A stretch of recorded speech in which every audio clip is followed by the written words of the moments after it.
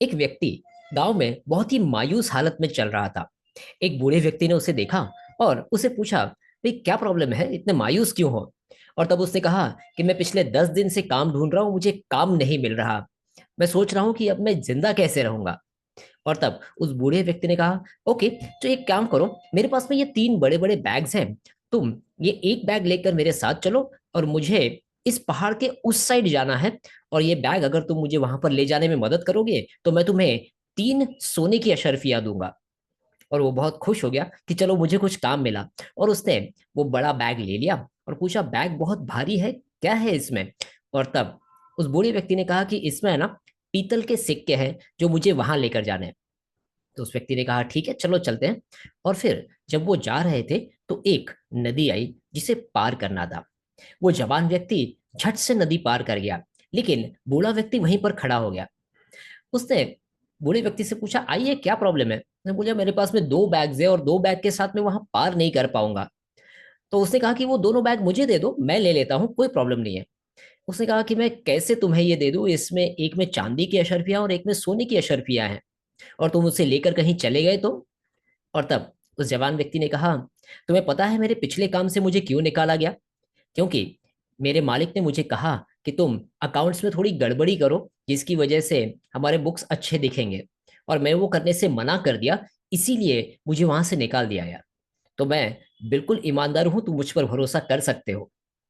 और उसने कहा, ओके, ये लो, मैं तुम पर भरोसा करता हूँ। उसने दोनों बैग्स और दे दिए और दोनों मिलकर नदी पार कर चुके थे। अब बात आई पहाड़ की। जब पहाड़ चढ़ने की बारी आई तब ये नौजवान तीनों बैग्स लेकर पहाड़ पर चल रहा था। बूढ़ा व्यक्ति पीछे चल रहा था।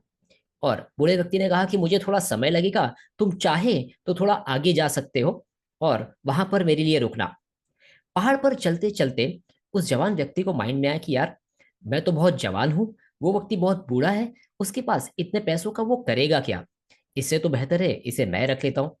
इस पैसों से मैं व्यापार करूंगा, मेरी शादी होगी, मेरा कोई अच्छा लाइफ पार्टनर होगा, मेरा आगे का लाइफ सेट हो जाएगा। और ये बूढ़ा व्यक्ति तो जिंदगी बिताने वाला ही कितना है। तो मुझे लगता है कि ये पैसा है ना मेरे लिए भगवान ने भेजा है, तो ये मुझे ही रख लेना चाहिए, मुझे ये वापस नहीं देना चाहिए। और ऐसा उसके माइंड में विचार आया और वो और आगे आगे बढ़ता गया। और उसने फिर डिसाइड कर लिया कि अब मैं यहाँ से गायब हो जाता हूँ, उस बूढ़े व्यक्ति को कुछ नहीं मिलेगा। वो जब घर पर गया और उसने बैग्स खोली तो बैग में कोई सोने चांदी की अशर्फियां नहीं थी। उसमें छोटे छोटे पत्थर रखे हुए थे और उसमें एक लेटर भी निकला। और उस लेटर में लिखा था कि अगर तुम मेरे साथ रहते तो मैं तुम्हें अगला राजा बना देता, क्योंकि यहाँ का राजा मैं हूँ, मेरी कोई संतान नहीं है। मैं कोई ईमानदार व्यक्ति ढूंढ रहा हूँ जो अगला राजा बन सके। और तब उस नौजवान को बहुत ही अफसोस हुआ कि अब तक मैंने कभी चीटिंग नहीं की थी, और ये पहली बार मैंने चीटिंग की, और मैं इतना बढ़िया मौका गवा चुका हूँ। ना सिर्फ ये, बल्कि मैं अपनी नजरों में खुद भी गिर चुका हूँ। दोस्तों, ऐसा ही होता है। हम 99% ऑफ टाइम पॉजिटिव सोचते हैं, थॉटफुल रहते हैं, माइंडफुल रहते हैं, लेकिन जब वो एक विचार आ जाता है वो अपने साथ पूरी लाइन ऑफ थॉट्स लेकर आता है, line of chain of thoughts लेकर आता है, जो हमें बर्बादी की तरफ लेकर जाता है। और इसीलिए आज मैं शेयर करने वाला हूं 3 वेज टू बिकम माइंडफुल, या 3 ways to control your thoughts. It is called the BMW way. हाँ, आसानी से आप याद रख पाएंगे, BMW वे। सबसे पहला अल्फाबेट है बी। बी से होता है बिकम दैट पर्सन। रोज सवेरे या रोज दिन में एक बार कोई ऐसा इंसान बनने की कोशिश कीजिए जो आपका रोल मॉडल है।